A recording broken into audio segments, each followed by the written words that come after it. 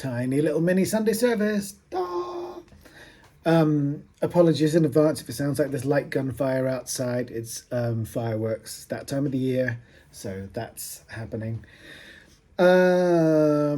Just two things I thought I'd talk about this week. I thought I'd talk a little bit about freelancing and some thoughts on freelancing as a musician, and also some perils of awesome software. It's just something I was thinking about earlier today. So freelancing, it's a tricky old thing. I'm not going to get into how you find work and how you do that work really, because that's a huge subject. But there's a few things I think it's important to remember, and if you're just getting into it, it might be useful to just let you know those thoughts.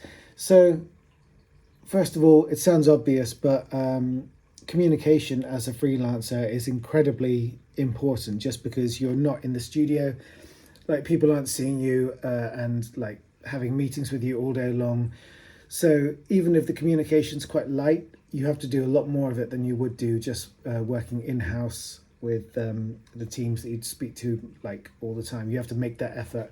And also communication, even communicating problems and delays, that's much better for somebody working in a game studio or I'd imagine anywhere that's hiring a freelancer than not communicating with them at all.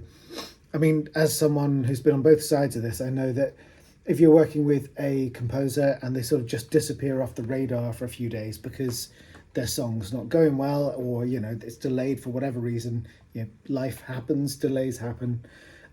It's much worse just to not know what's happened and what's going on. Like, if somebody says to me, hey, I know I said I'd get that song for you by Tuesday, but it's just not working and it sounds a bit shit at the moment and I need a bit more time, and I'll probably have it for you for Friday, Monday at best, at worst. That's fine. That's life, and things get a little bit delayed. It's really not a problem. But disappearing for like 5 days because you think your song's not good enough and you don't know what to do, that's not really acceptable as a professional freelance musician. So just remember, communicating bad news is better than no communication at all, I think is what I'm saying. Another thing that I think about a lot with freelancing is if you're doing multiple things to different people, that's fine, that's part of it, but also don't talk about the other things you're doing. I was discussing this with someone the other day, and I was kind of comparing it to it's like an open relationship. Like, if you're in an open relationship and you're seeing a few different people, if everyone's okay with that, then that's great. But yeah, they probably don't want to hear what you're doing with those other people. So it's the same thing with freelancing. Just keep each job like on its own and don't cross the streams. Don't say that the work that you're doing for them was delayed because you're busy on other projects. Nobody ever wants to hear that. So just make them feel like they're the only person in the world.